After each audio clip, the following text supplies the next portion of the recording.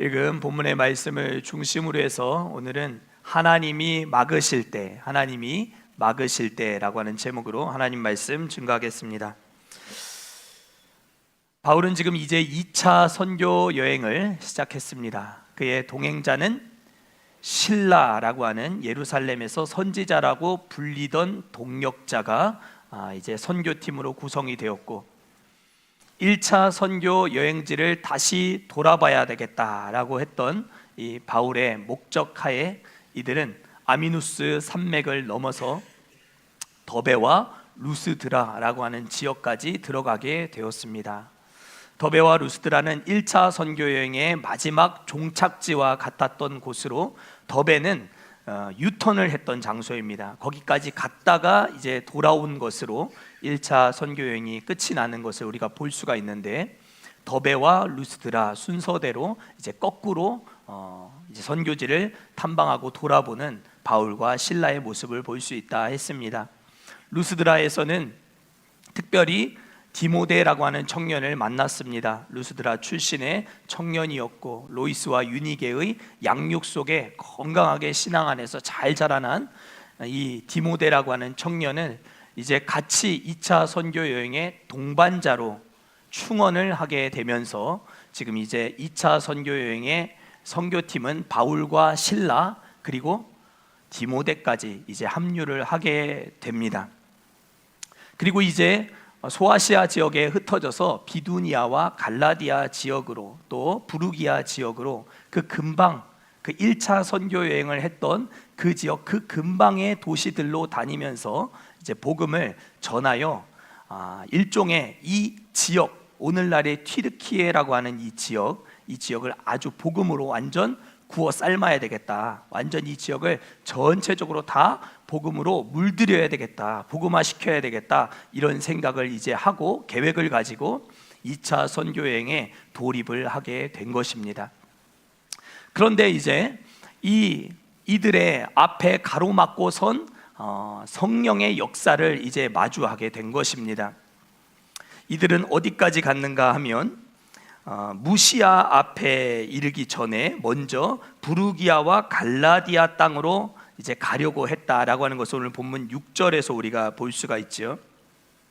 그런데 이 6절에서 부르기아와 갈라디아 땅으로 가려고 했던 이들을 막아선 자가 있었습니다. 그분이 성령 하나님이셨습니다.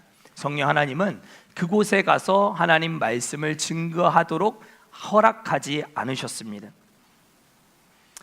그리고 이제 또 비두니아라고 하는 지역으로도 가서 이제 복음을 전하려고 했는데, 그때도 예수의 영이 이것을 허락하지 않으시는, 두 번이나 반복되는 성령 하나님의 가로막음의 역사를 이들이 경험하게 된 것입니다. 나의 계획과 하나님의 계획이 충돌하는 장면을 우리는 오늘 본문 속에서 보게 되는 것입니다. 우리가 계획한 길, 그 길을 막으시는 하나님. 그러면 우리는 본문을 대할 때 하나님이 왜 선교의 일에 방해를 하고 나서시는가? 왜 다른 영도 아니고 예수의 영이 선교의 일을 가로막고 말씀을 전하는 일을 허락하지 아니하셨는가 하는 부분에 대해서 어느 정도 우리 나름의 대답을 가지고 본문을 읽고 해석하는 것이 중요하겠다라는 생각이 듭니다. 자, 여러분들 생각은 어떠십니까? 사람의 일도 아니고, 나 먹고 나 잘 살고 잘 먹고 나 편안하게 살고자 나선 길이 아니었습니다. 선교 여행을 하겠다고 나선 길이었고, 이 튀르키예 온 지역을 복음으로 초토화시키겠다, 복음으로 완전히 물들여 버리겠다라고 하는 거룩한 계획을 가지고 나선 여행이었습니다. 그런데 하나님이 가로막으셨단 말이죠. 여기에 대해서 여러분들은 어떤 하나님의 뜻이 있었겠다라는 생각을 하실 수 있으시겠습니까? 우리가 이어지는 구절들을 보면 한 가지 확실한 것은 하나님의 뜻이 소아시아, 갈라디아, 비두니아 지역에 있지 않았다라고 하는 것만큼은 본문을 통해 우리가 확실하게 알 수가 있습니다. 하나님은 꿈속에 환상을 보여주시는 방법으로 저 바다 건너편 마게도냐에 살고 있는 한 사람을 꿈속에 소환하여 환상 중에 이리로 건너와서 우리를 도와달라, 이리로 건너와서 우리를 도와달라 하는 환상을 보게 하셨습니다. 그러니까 하나님의 뜻은 소아시아에 있지 않고 바다 건너편인 마게도냐에 하나님의 뜻이 있었구나라고 하는 것을 알 수 있습니다. 그러니까 하나님의 계획과 사람의 계획이 이제 충돌을 하게 되는 이 지점 속에서, 그러면 하나님은 왜 이 길을 꼭 이렇게 막으셔야만 했는가에 대한 기타 다른 이유들을 또 우리가 생각을 해봐야 된다는 것입니다. 첫 번째는 하나님의 뜻이 마게도냐에 있었다는 것. 두 번째는 우리가 무엇을 생각해 볼 수 있을까요? 두 번째는 더베와 루스드라만으로도 충분히 소기의 목적을 달성했다라고 우리가 이해할 수 있겠지요.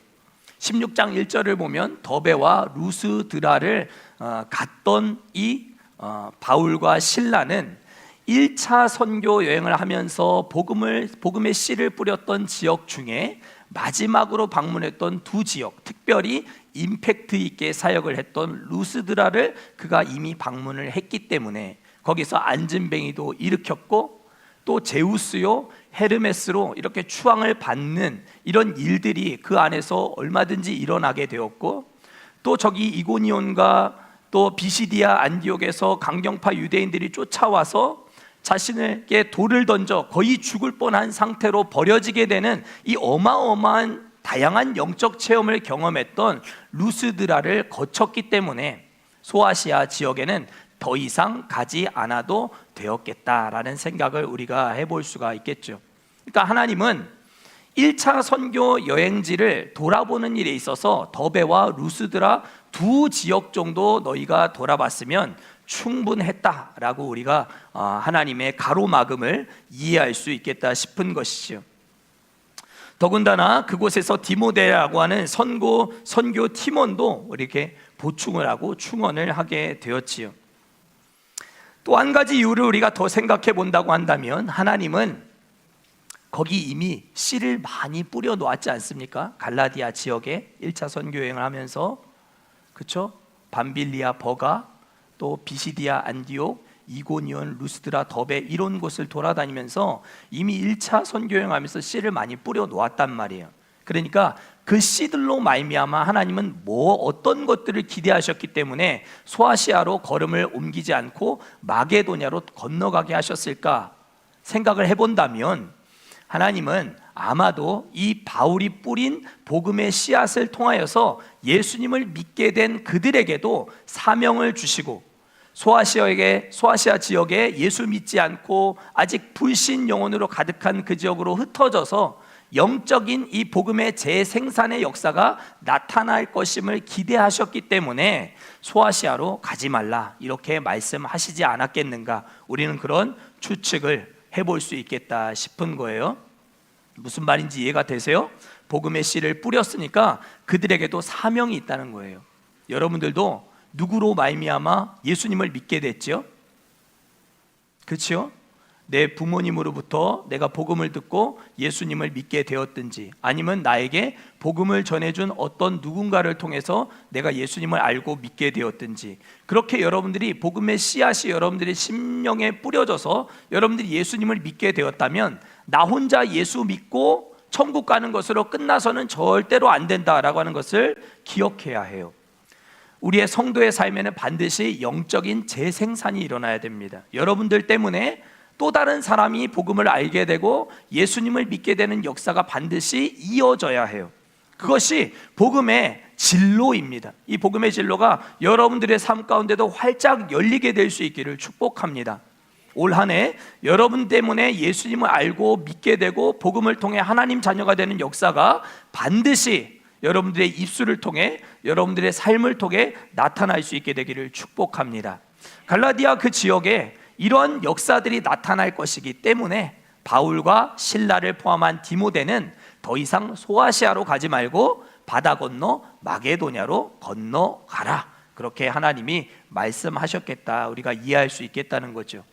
마지막 한 가지 더 이유를 우리가 생각해 본다면, 그것은 저는 가장 중요한 이유였을 거라고 생각을 하는데, 이 네 번째 이유가 하나님이 이 바울 또 신라에게 1차 선교 여행지를 다시 다 돌아보게 하지 않으신 이유는 그곳으로 가게 되었을 때 바울이 또 다른 사람들로부터 신적인 영웅과 같이 떠받들음을 받게 되거나 추앙을 받게 되거나 존경을 받게 되거나 또 혹은 신처럼 대우를 받게 될 일들이 또 벌어질 수도 있기 때문에 바울이 교만하여 넘어지거나 또 혹은 또 이렇게 자신을 떠받들어 주는 것에 취해서 교만하거나 패망의 앞잡이가 되는 이런 일들이 발생하지 않도록 하나님이 막아주시기 위해 그를 마게도냐로 건너가게 하셨겠다라는 생각을 해볼 수 있는 거예요.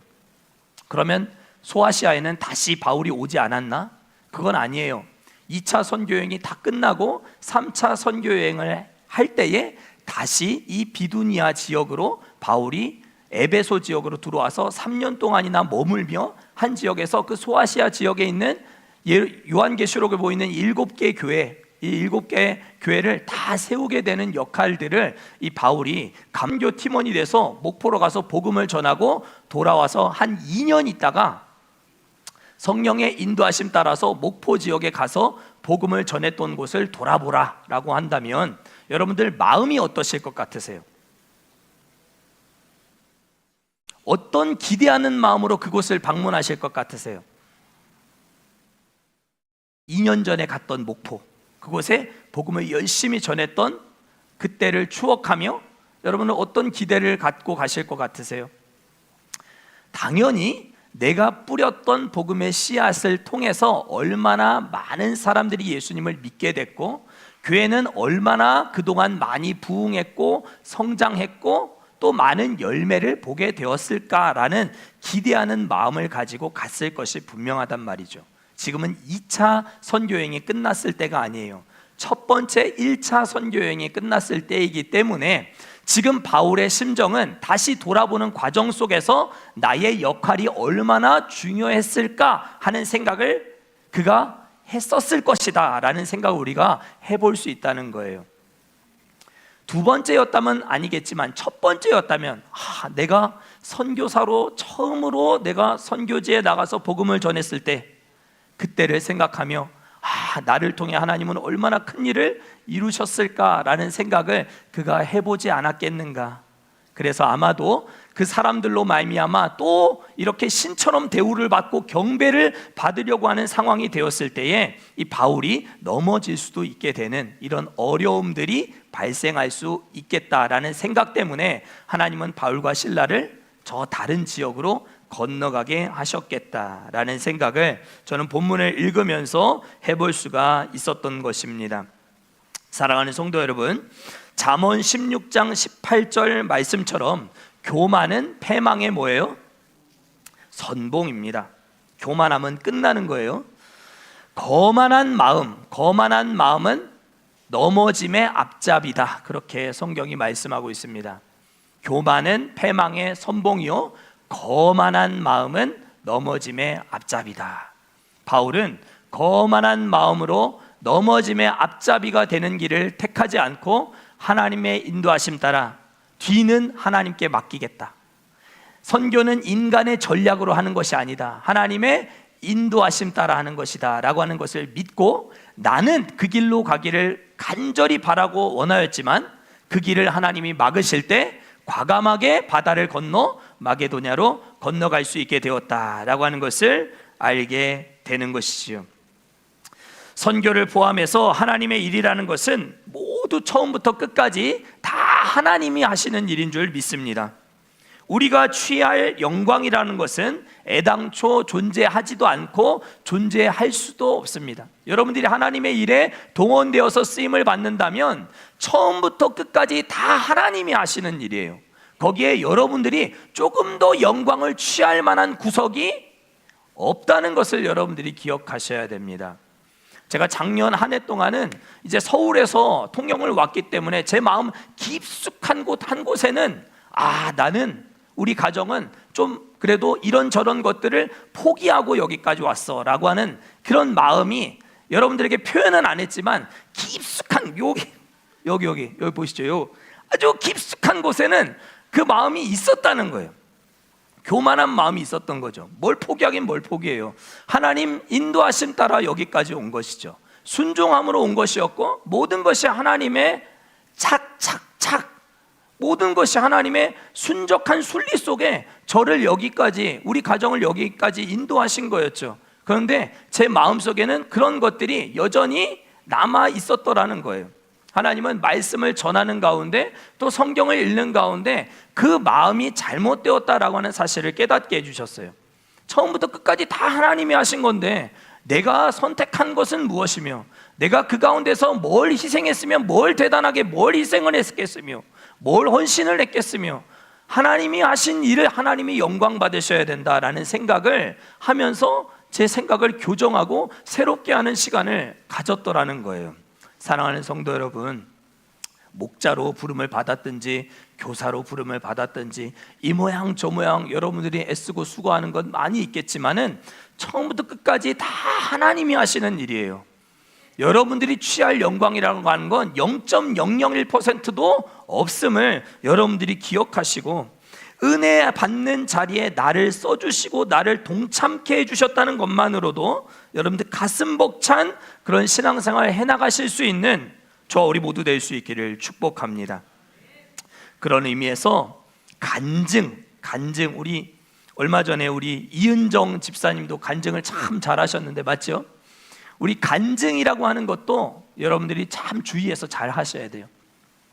간증을 할 때 내 삶 속에 역사하신 하나님을 드러내는 것이 간증이지, 그 과정 속에 누구의 공로나 누구의 기쁨을 위하거나 누구의 칭찬과 누구를 떠높이기 위한 과정들이 그 속에 담겨 있어서는 정말 신실한 간증, 정말 스탠다드한 간증이라고 말할 수가 없어요. 바울의 간증들이 이 사도행전에 기록되어 있거든요. 예수 믿기 전, 예수 믿는 순간, 예수 믿은 이후에 내 삶이 어떠하였는가 하는 것들이 아주 긴 챕터로 이 바울의 간증들이 기록되어 있는 것을 볼 수 있어요. 간증들을 보면 바울의 간증 속에 나타나는 건 하나님의 일하시면서 하나님이 어떤 분이셨는가, 내 인생에 하나님이 어떤 일을 행하셨는가를 강조하는 것이 간증이었다라는 거예요. 그런 의미에서 기도를 할 때 우리는 어떻게 마무리를 하죠? 보통 예수 그리스도의 이름으로 기도드립니다, 아멘 하듯이 간증의 마무리는 항상 이 모든 영광을 하나님께 올려드립니다 라고 여러분들이 마무리하는 것이 좋아요. 성경에 그럼 그렇게 써있나? 그렇지는 않아요. 예수 그리스도의 이름으로 기도드립니다, 아멘, 이것은 우리가 기도할 때 반드시 빼먹지 않고 해야 되는 것이지만, 이 모든 영광을 하나님께 올려드립니다 라고 하는 건 기록되어 있지 않아요. 그럼에도 불구하고 우리의 간증의 초점이 오직 하나님의 영광이어야 한다라고 하는 부분에 있어서 우리가 이 간증도 참 잘 이런 식으로 치는 게 아니야. 반드시 손을 머리 위로 올려서 하나님께 박수를 칠 때는, 하나님께 영광을 올려드릴 때는 이렇게 박수를 쳐야 돼. 저는 그렇게 배웠어요. 이유도 잘 몰랐지만 두드려 맞으면서 그렇게 제가 배웠다는 것이죠. 하나님 앞에는 박수도 이렇게 남달라야 된다. 우리 어린 시절 그렇게 배우고 그렇게 교육하고 자랐어요. 지금 아마 그렇게 가르치는 권사님들이나 장로님들이나 우리 선생님들 별로 안 계실 거예요. 하나님께는 하나님 되심을 드러낼 수 있는 우리의 삶이 될 수 있기를 축복합니다.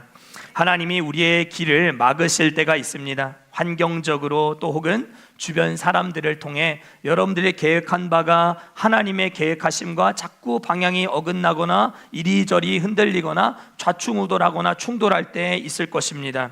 하나님은 말씀으로 그 길을 보여주십니다. 꿈과 환상으로도 구체적으로 마게도냐 사람을 환상 중에 드러내셔서 이리로 와서 건너와서 도우라라고 말할 정도면 하나님의 보여주시는 환상이 얼마나 구체적인가 하는 것을 우리가 알 수 있습니다. 기도하면 환상이 보입니다. 진짜 보이십니까? 기도하면 환상이 보입니다. 하나님의 음성이 들려옵니다. 성령의 음성에 민감하게 깨어 있으면 꿈속에라도 하나님은 나타나셔서 말씀하십니다. 여러분들이 잘못된 길을 가고 있는 것을 하나님은 가만히 내버려 두지 않으십니다. 그런데 문제는 우리가 너무 무뎌 있거나 너무 깊은 잠에 빠져 있거나 영적으로 잠들어 있는 경우 하나님의 환상과 꿈속에서의 역사를 우리가 분별해내지 못하게 됩니다. 사랑하는 성도 여러분, 민감하게 깨어있는 성령의 사람 되실 수 있기를 주의 이름으로 간절히 축원합니다. 주님 말씀하시면 내가 나가리다. 같이 할까요? 주님 뜻이 아니면 내가 멈춰서리다. 나의 가고 서는 것 주님 뜻에 있으니 오 주님 나를 이끄소서. 아멘입니다. 성령의 음성에 귀 기울이시는 저와 우리 모두 될 수 있기를 축복합니다. 하나님은 옆에 있는 사람을 통해서도 역사하십니다. 가깝게 기도하는 사람들을 통해 깨닫게 하십니다. 사랑의 권면을 통해 하나님의 뜻을 발견하게 하십니다. 계속해서 기도했는데 뭔가 새로운 사업을 추진하는 일에 있어서 기도를 계속했는데 마음이 계속 불편하고 어려워요. 그럼 하나님이 그 길을 막고 계시는 것입니다. 그 길을 하나님이 열어주시도록 계속해서 그 문제를 놓고 기도하는 자세도 필요하겠지만, 하나님이 아니다 라고 확실하게 사인을 주시고 주변 환경을 통해서 내게 말씀하시고 내 가까이에 있는 기도하는 사람들을 통해서 그 일을 막으실 때는 내가 멈춰 설 줄도 알아야 됩니다. 그것을 못하면 어려워지는 것입니다. 하나님이 길을 막으실 때도 응답이라는 사실을 믿으실 수 있기를 축복합니다. 하나님의 막아주심, 그것도 보호 아니겠습니까? 주의 음성에 귀 기울여야 할 줄 믿습니다. 서두르거나 조급해지면 절대 안 됩니다. 제가 얼마 전 김치 냉장고를 사는 일에 있어서 많이 성급했습니다. 와이프에게 묻고 상의하지 않았습니다. 와이프는 제가 설교할 때 알았다고 했습니다. 그 사실을. 하나님의 때를 기다릴 줄 아는 성도님들이 되실 수 있기를 축복합니다.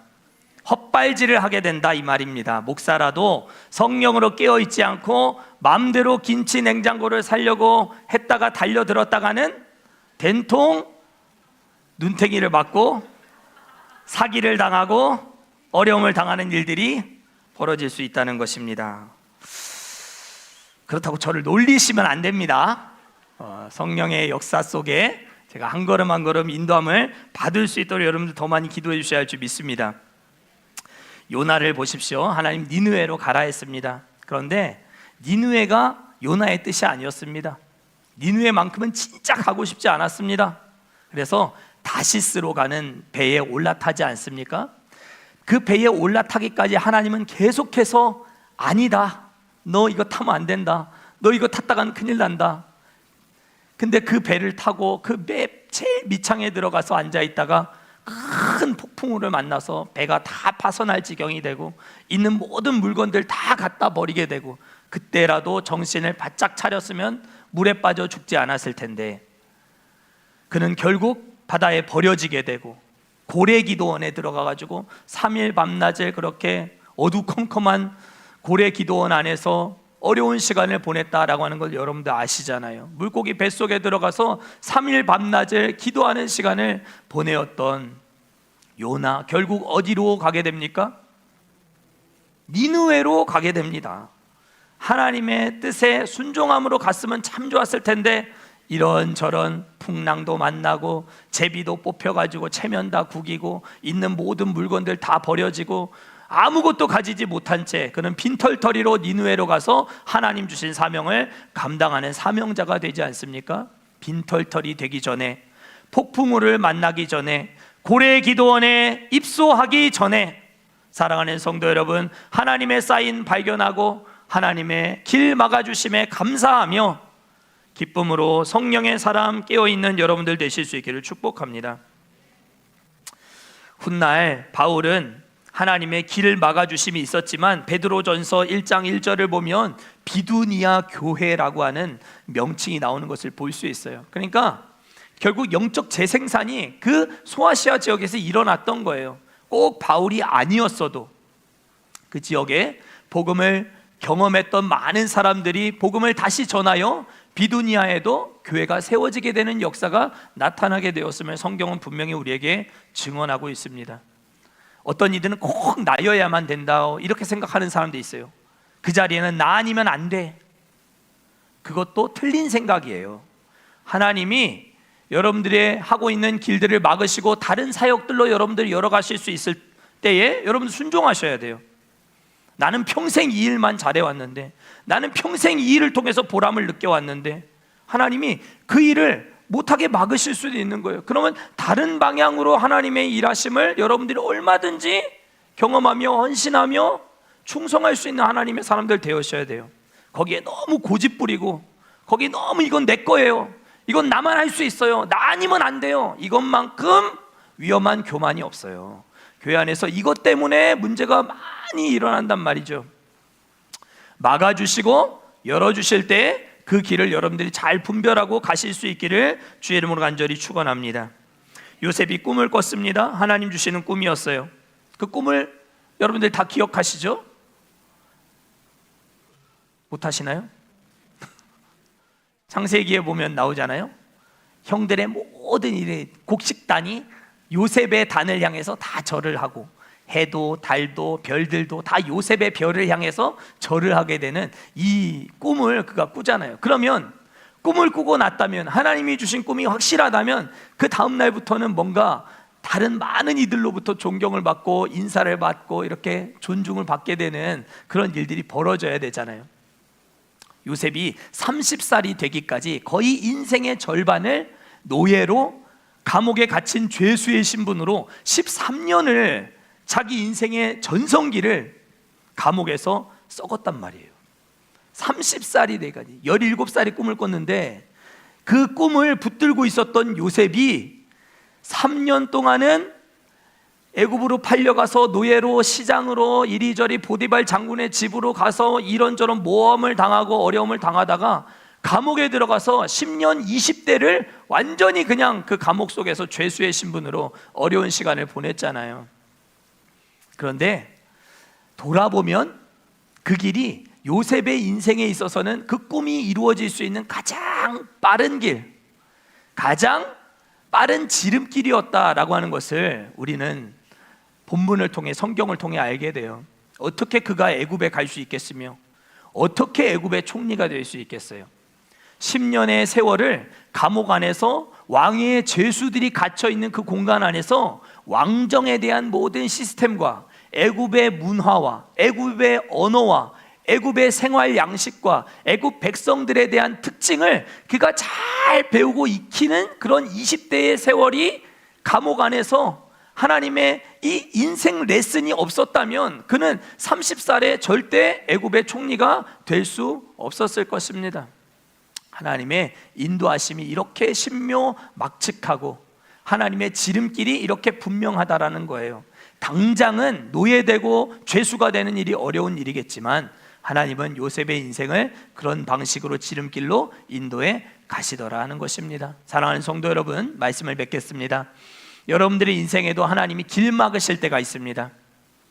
고집 부리지 마시고 거기서 더 용 쓰지 마시고 성령의 음성에 민감하게 깨어 그의 음성 듣고 멈춰 설 때는 멈춰 설 줄도 아고 또 나아가야 할 때는 확실한 사인 받고 담대하게 하나님 주신 뜻 가운데 마게도냐로 담대하게 나아가서 2차 선교 여행의 풍성한 열매와 결실을 거두어 역사학자 이 아놀드 토인비는 그때 탔던 배 안에는 문명의 모든 기초가 다 들어있었다라고 얘기했어요. 그때 바다를 건널 때 유럽을 향해 처음으로 복음을 들고 나아가는 이 바울의 배 안에는 문명의 모든 기초가 들어있었다라고 평가할 정도로 어마어마한 발걸음이었다. 역사는 그렇게 평가합니다.